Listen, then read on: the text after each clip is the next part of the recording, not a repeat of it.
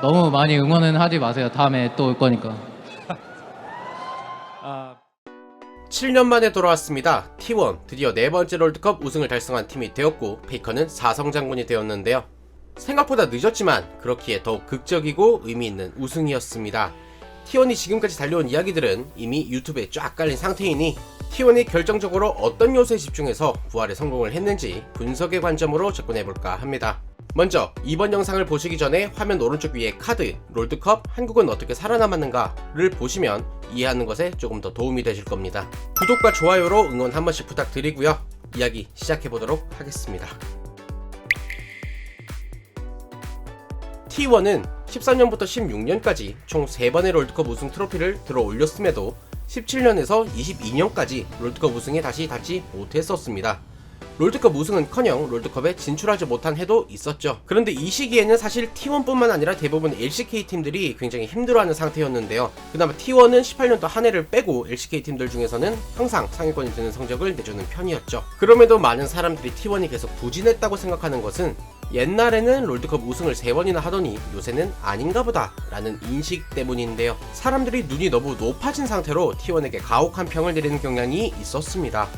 하지만 엄밀히 따지면 18년을 제외하고 T1만큼 꾸준히 성적을 내주고 우승행하는 팀은 LCK에 없었습니다. 18년과 19년이 대표적인 LCK의 암흑기인데 이때에 대한 이야기는 영상 앞에 남겨둔 링크를 통해 보시면 될 것 같고요. LCK의 암흑기를 걷어내기 위해 모두가 노력하던 현장에서 T1은 어떤 움직임들을 보였을까요?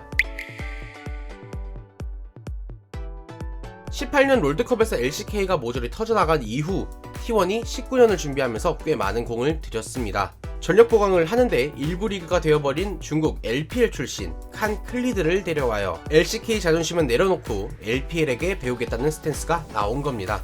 그래서 실제로 성적도 잘 나왔고 서머 우승도 하죠. 롤드컵은 4강에서 G2에게 저지를 당하게 되지만 6년 동안 갈고 닦은 무기를 버리고 1년 만에 다시 돌아온 건데 LCK팀이 바로 롤드컵에서 우승을 하는 것은 말이 안 되는 일이었죠. 그럼에도 분명 4강이라는 성적은 값진 결과였습니다. 하지만 T1은 여기서 만족하지 않고 새로운 카드를 꺼내 들었습니다. 이미 LCK 내에서도 새로운 메타에 가장 잘 적응을 한 축에 들었음에도 멈추지 않고 더욱 나아갔던 것이죠.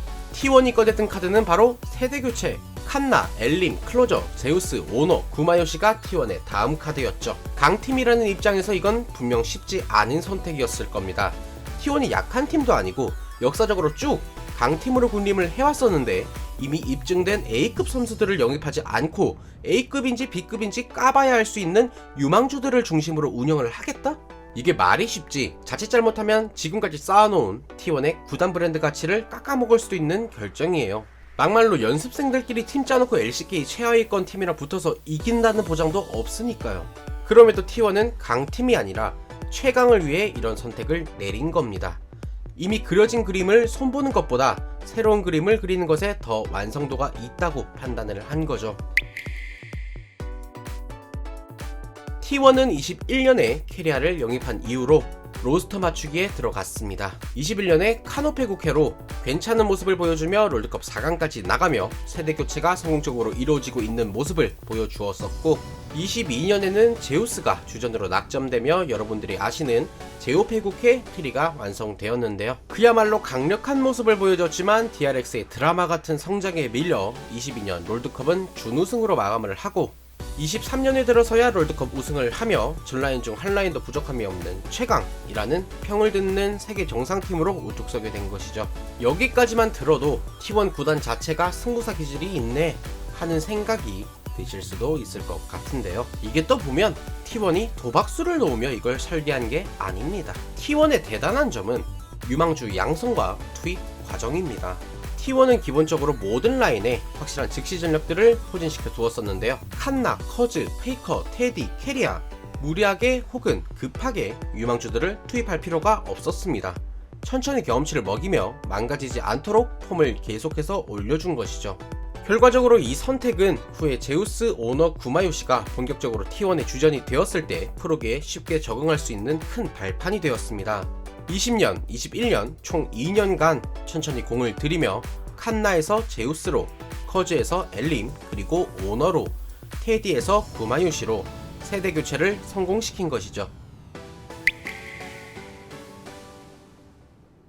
하지만 사실 이런 루키들로 가득한 팀들은 보통 공통적으로 가지는 문제점이 하나 있습니다.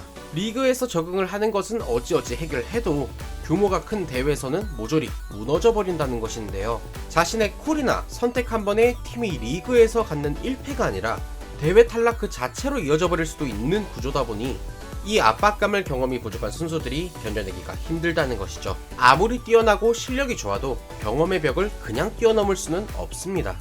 당연히 T1에게도 이 부분이 적용되어야 했었고요. 하지만 그런 T1의 새로운 팀에서 마스터피스로 작용한 요인이 있었는데 그게 바로 페이커였습니다. 페이커는 사실상 20년도 당시만 해도 클로저에게 주전 자리를 내어줄 것으로 예상되었을 정도로 폼이 많이 죽은 상태였습니다. 그런데 또 팀의 변화기에 맞춰 폼을 끌어올렸었고 다시 한번 이번 세대에서도 미드 정상급 선수가 돼버린 거죠. 그게 T1의 엄청난 플러스 요인이 되어버렸습니다. 견디기 힘들 압박감 속에서 전 세계의 누구보다 가장 의지가 되는 선수가 떡하니 자신들의 중심에 박혀있는 상태였으니까요. 역사적으로 가장 위대한 팀, 역사적으로 가장 위대한 선수가 있는 팀, 어떤 압박이라도 이겨낼 수 있을 것 같은 자신감과 믿고 맡길 수 있을 것 같은 안도감을 주는 두 타이틀은 새로운 세대에 등을 받쳐줬었고 결과적으로 롤뿐만 아니라 어느 나라 어느 스포츠 종목에서도 비슷한 사례를 찾기 힘든 성공적인 세대 교체를 이뤄낸 것이었죠. 다가오는 24년 T1은 또 어떤 모습으로 우리들 앞에 나타날지가 기대되는 시점이네요. 영상 봐주셔서 감사합니다. 재밌게 보셨다면 구독과 좋아요 한 번씩만 부탁드리겠습니다.